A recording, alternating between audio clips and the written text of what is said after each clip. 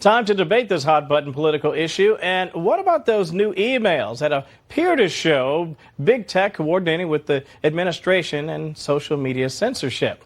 Here is tonight's political panel, the Aggressive Progressive podcast host, Chris Hahn, and Republican congressional candidate from New Hampshire, Karoline Leavitt. Karoline, I want to begin with you, and I want to share this from the Federalist. Very interesting because it's this idea that, yes, we can talk about student loan forgiveness, but rather than sort of sit back and complain about it, perhaps Republicans can come at it from a different angle. This is from the Federalist. If no plan is put forward, we can expect Democrats will eventually win the day. Republicans should support allowing student debt to be discharged in bankruptcy with a clawback provision that requires colleges to pay back half of their alums' discharged debt.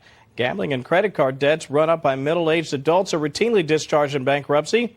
Why shouldn't college debt be treated the same? So a two-part question. Your reaction to that from the Federalist, which I found provocative, and if not that, then what?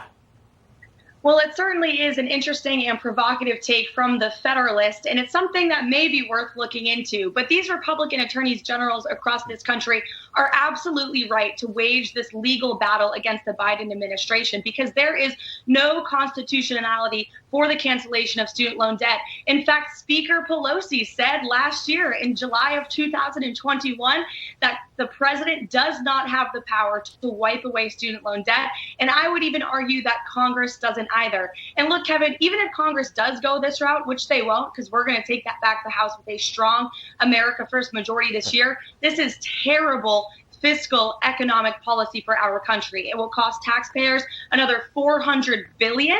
Each taxpayer will be responsible for another $2,500 worth in burdensome taxes. This administration is already running up the cost. We're seeing it with the short-term consequences of inflation. And it's a terrible leadership example for my generation, lacking all personal responsibility, a value that my generation already lacks, and it's part of the reason I'm running for Congress. Chris, let me get you in on this conversation. I don't see a lot of courage to tackle this, frankly, on the right, because I think a lot of people, especially before the election, they're skittish about the optics. But before we broaden that into the conversation, I want to sort of drill down on something that Karoline just mentioned. Nancy Pelosi was very clear. The Speaker's got a lot of experience. She knows her game. She said the president does not have this authority. What say you?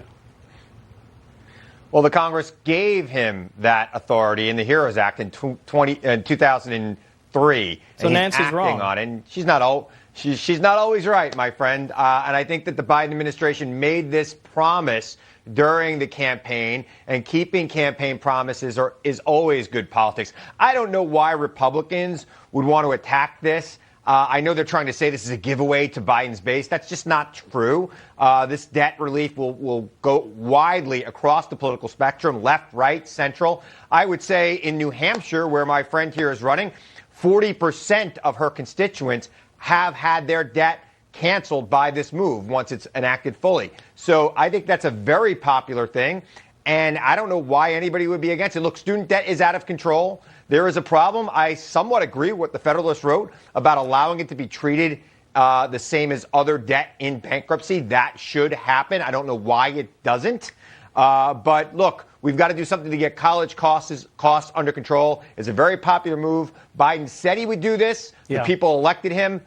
Elections have consequences. He's keeping his promise. Here's the problem, though. I mean, you're talking about it, and I would love to have more time on this. We're running a little bit short. But the fact is, Chris, and Karoline, I'm sure you would agree with this. In fact, you both probably agree with this. It seems inherently unfair to have the guy who's working over at Staples, or he's a water serviceman at their local water department, and he didn't go to college, he didn't have these expensive loans, to have him have to chip in, or have her have to chip in to pay back somebody's loan who went to, Bowdoin, and now they're making the big bucks. But that said, we've only got about 45 seconds left. I want to bring you guys in on this idea of big tech reaching out to the White House.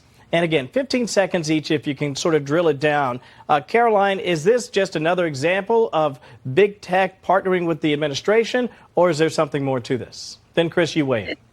This is another example of the federal government colluding with big tech. I worked in President Trump's White House. We saw it leading up to the 2020 election, most infamously with the Hunter Biden laptop story. Chris is shaking his head no. Hunter Biden laptop story is real. It's not Russian disinformation like you and your party like to say. The American people know it. And now we have proof with Zuckerberg's own words out of his mouth and with emails from the I'm sure the people of the 1st Congressional District in New Hampshire are looking for a congressperson who's going to get to the bottom of the Hunter Biden laptop scandal, because that's going to change their lives. Oh, they are so psyched for that. I'm sure that's what they're looking for. You keep running on that, and you're going to run the same way they did in Alaska and in New York's 19, and it's not going to be pretty in the end. See, now this is why I love Fridays. I know. Listen, I feel bad for you, Chris, because I know you got more to say. Karoline, ditto. Thank you both for spending time with us, but I'll just say this. This is what makes Fridays fun. Friday night fights. Appreciate you guys spending time with us tonight. Thank you.